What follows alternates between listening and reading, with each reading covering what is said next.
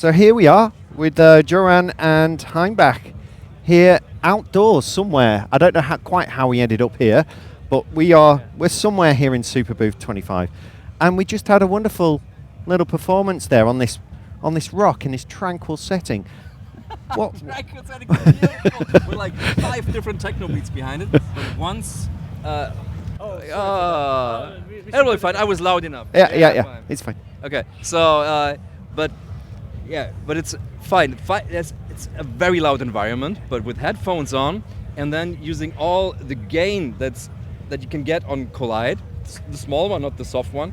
I was able to do something that I've never done before, and that was like blow or play a sub-bass kalimba like a pan flute, because just the air was enough to excite like each of these tines, and each became single notes, and that was a new experience for me, because we had no idea what we were doing today for this interview.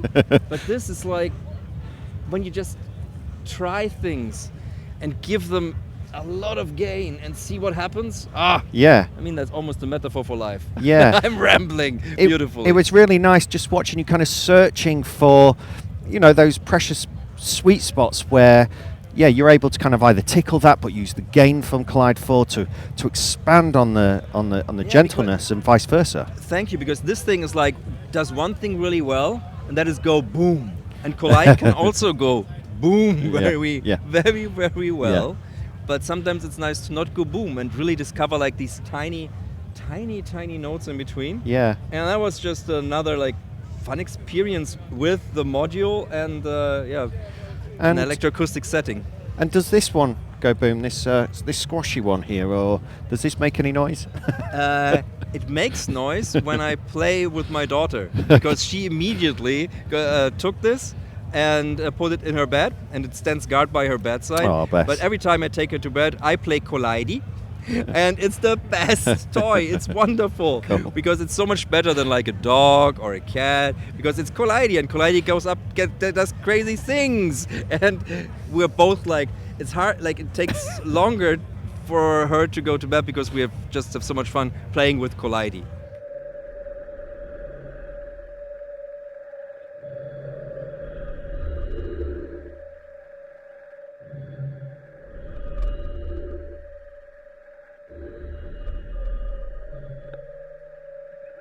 So I've got to ask, like, how did this all begin? This story, you guys getting together and Collide 4 coming together? Because we've seen so many videos and uses of it, but let's just briefly go back. What happened? How did this start?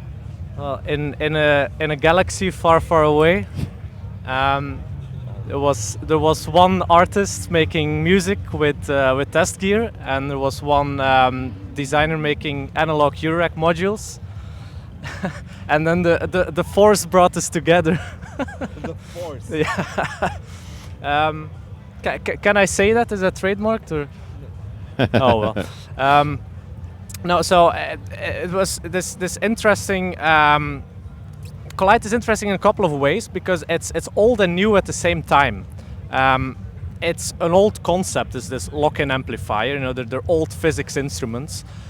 But making music with them is quite a recent thing, and we have one of the pioneers of this right here next to us, and then for me, for our brand Joranalogue audio design, I've been very focused on trying new stuff in analog. So things that haven't been done before or haven't been explored before, I'm always interested in finding these techniques, or sometimes techniques that have been kind of forgotten and that can now be revived using modern analog technology. And it's been ever since I saw Hainbach's first videos on how he uses lock-in amplifiers in the studio to make music, I've been interested in this, because it's an instrument that was never designed for music, and it's I think the way he makes electronic music, it's like the Dark Souls version. It's the most complicated, difficult way you can imagine, but through that you discover things that are not obvious, let's say. Like a pan flute in a sub-bass kalimba. Exactly. So sometimes by setting yourself challenges, you find these interesting things, and that's also how I approach designing modules, is by trying to find new concepts and introducing them to musicians who might not have been familiar with them, and hopefully inspire creativity in that way. Well, I suppose this has inspired me to think about what things I've got at home, other instruments, acoustic instruments that I can maybe put a pickup mic on and plug them into this now and see what comes out of that combination. I think that's what I've just been inspired by there. So do you think you might incorporate this in some of your live shows, something like this, maybe perhaps in future? I did already. Did you? I did, but I used just more the boom part, because that's easy. That's easy and satisfactory. But the tiny parts, I mean, that's so much more discover, but it's also risk. It's a lot of risk. Yeah. Because you have this huge amount of gain, and the filter can go into resonance. It can, yeah. But that's where you want it to be. So you have to really like play these tiny spaces and discover like all these notes. And you have it recorded. That's good. So because I would then usually at home, I would then record these and then even like put them on tape, pitch them down again, and see. Yeah.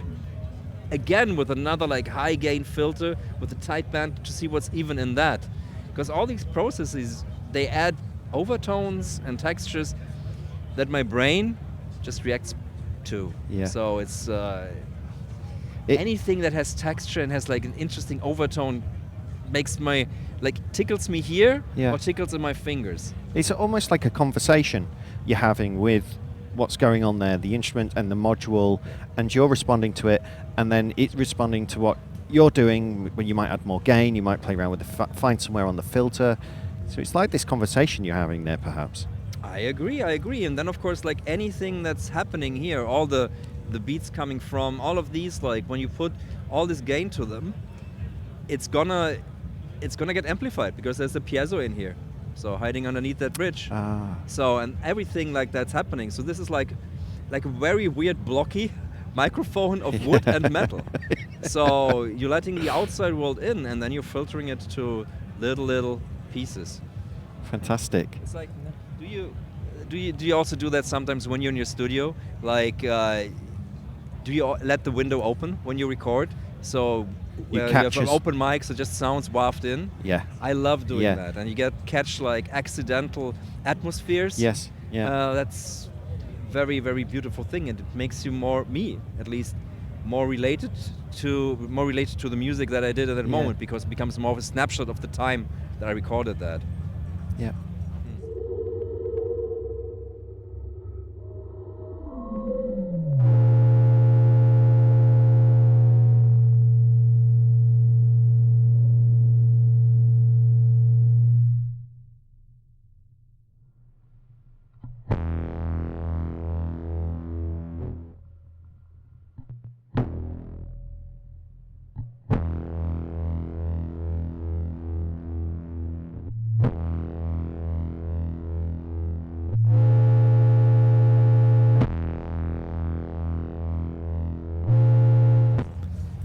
How about you, Joran? Are you using this yourself to make music in the same way, or have you been using it in a completely different way? Well, the way for me, I'm interested in modular from a technical point of view. And for me, it's also much more interesting to inspire artists in a way.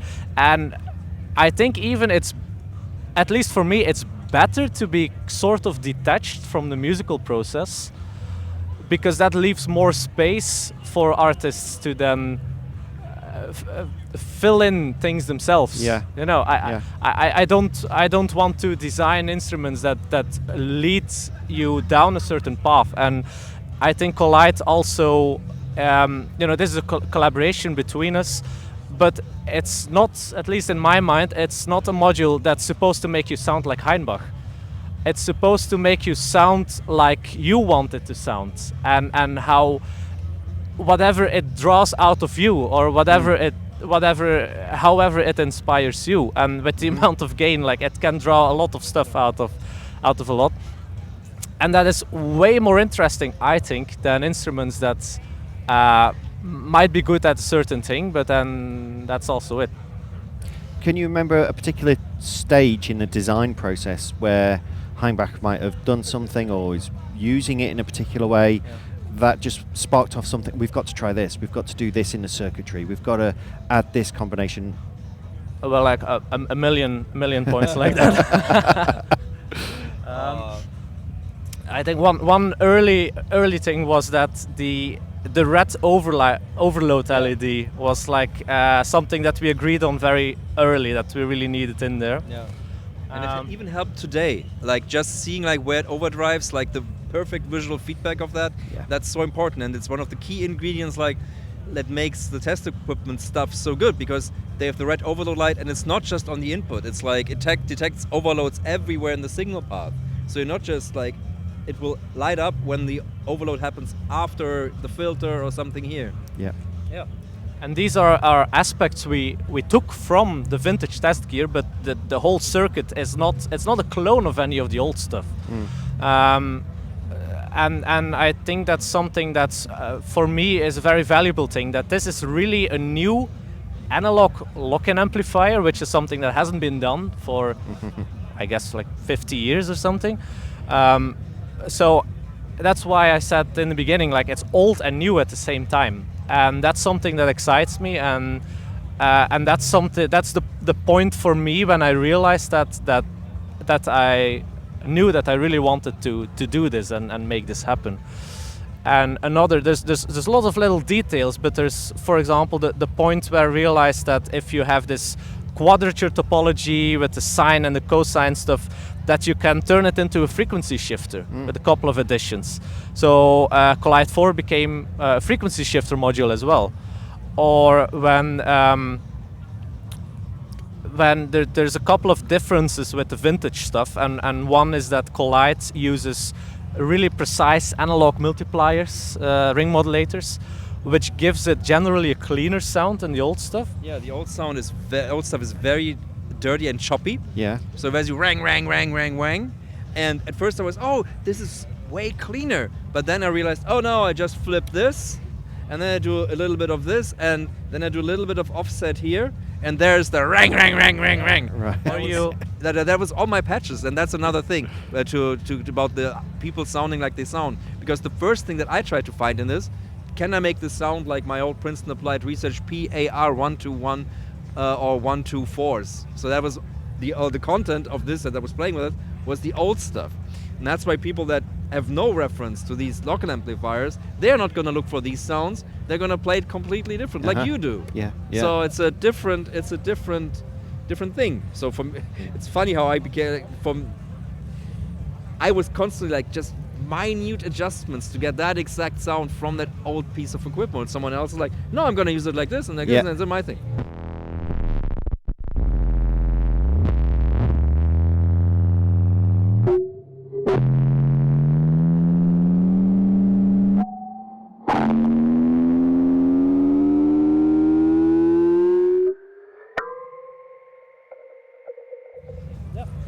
Absolutely. Yeah, Well, totally different thing. Or one other thing I found really cool is that we have these magnitude and phase outputs, which are just it's like me being a completionist and wanting to make this a real lock-in amplifier, which I knew was also early on in the design process was a big catalyst for both of us to say like, okay, it's gonna be designed for music, but let's actually make it so you could theoretically do science with it.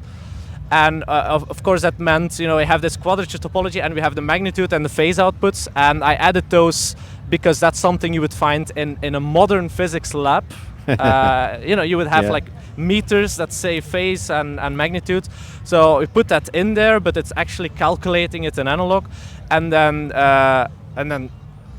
Hainbach, he takes it and he finds ways to use it musically. For example, you get some more harmonics on the magnitude, or the phase can do this really interesting warbly textural stuff.